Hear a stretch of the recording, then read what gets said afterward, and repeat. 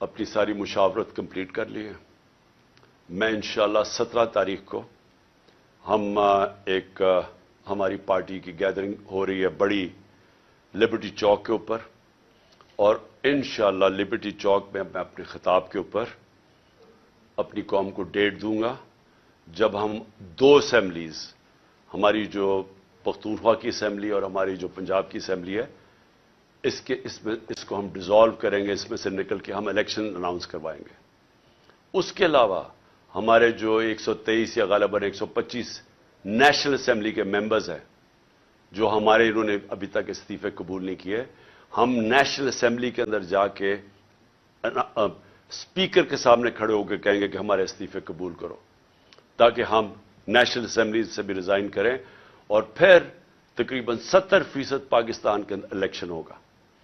कानून आइन ये कहता है कि जैसी असेंबलीज डिसॉल्व होती हैं तो उसके 90 दिन के बाद इलेक्शन होगा। तो ये समझ लें कि इंशाअल्लाह 17 तारीख को मैं डेट दूंगा और उसके बाद हमारे 70% पाकिस्तान इलेक्शन में चला जाएगा, इलेक्शन मोड में। अकल तो यह कहती है कि अगर 70% मुल्क में इलेक्शन हो रहा है तो आप नेशनल असेंबली सारे मुल्क का इलेक्शन करवा दें, लेकिन बदकिस्मती हमारी ये है कि हमारे यहां मुजरिम जुराइम पेशा लोग बैठे हुए हैं, उनको कोई कौम की फिक्र नहीं है, उनकी दौलत मुल्क से बाहर पड़ी हुई है।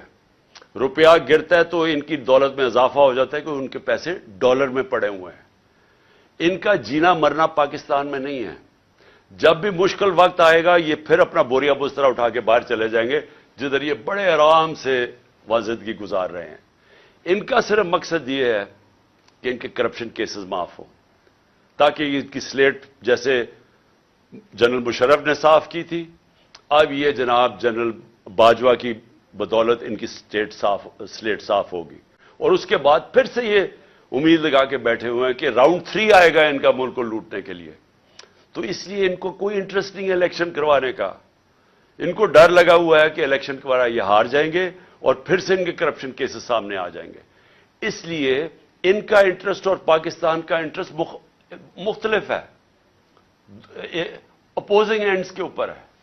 कौम का इंटरेस्ट इस वक्त यह है कि मुल्क में फौरी तौर पे इलेक्शंस करवाए जाए, और इंशाअल्लाह 17 तारीख को लिबर्टी चौक जिधर हमारी गैदरिंग होगी, मैं इंशाअल्लाह आपको वो डेट दूंगा जिस दिन हम अपनी 2 असेंबलियों से निकल जाएंगे। सारी 70 साल जिंदगी के तजर्बे से एक चीज कहना चाहता हूं कि जो आज पाकिस्तान में हो रहा है,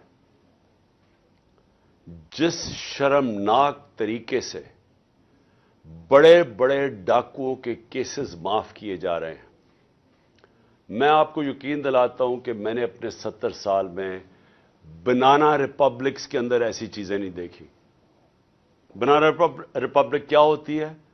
बनाना रिपब्लिक वो होती है जिधर जंगल का कानून होता है, जिधर जिसकी लाठी उसकी भैंस होती है, जिधर ताकत की हुक्मरानी होती है, जिधर इंसाफ नहीं होता, जिधर रूल ऑफ लॉ नहीं होता। और आज क्योंकि मैं अपनी कौम की तरबियत भी करना चाहता हूं, मैं अपने नौजवानों की, कि इस मुल्क की 66% जो आबादी है वो 28 साल की उम्र से कम है, तो मैं उनको खास तौर पे मुखातिब हूं कि देखिए मेरे नौजवानों, कोई मुझे दुनिया में आज मुल्क बता दें जिस मुल्क के अंदर रूल ऑफ लॉ ना हो और वो खुशहाल हो, और कोई मुझे ऐसा मुल्क बता दे जिधर इंसाफ और कानून की हुक्मरानी हो और वो गरीब हो। ये आपको कहीं दुनिया में नहीं मिलेगा। जिन जिन दुनिया के मुमालिक के अंदर ताकतवर के मुजरमों के लिए एक कानून, जिस तरह मेरे नबी सल्लल्लाहु अलैहि वसल्लम ने कहा था कि जब ताकतवर चोरी करे तो उसको पकड़ो ना, उसको एनआरओ दे दो, और सिर्फ कमजोर गरीब लोगों को, चोरों को जेलों में डालो, वो मुल्क तबाह हो जाते हैं। हम तबाही के किनारे के ऊपर खड़े हैं।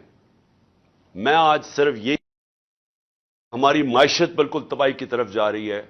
इस मायशत तबाही की तरफ जा ही इसलिए रही है कि हमारे मुल्क के अंदर इंसाफ नहीं है। اور انصاف یعنی میں نے اپنی زندگی کے اندر اس طرح کا ظلم نہیں دیکھا جو آج ہو رہا ہے. چن چن کے اس ملک کے بڑے بڑے ڈاکو جو اس ملک میں بھاگے ہوئے تھے، مفرور تھے کیونکہ ان کے اوپر کرپشن کیسز لگے ہوئے تھے، آج وہ سارے باری باری واپس آ رہے ہیں اور ان کے سارے کیسز ختم ہو رہے ہیں. ایک طرف جیل بھرے ہوئے بیچارے غریب لوگوں سے، چوروں سے، چھوٹی چھوٹی چوریوں پہ جو جیل میں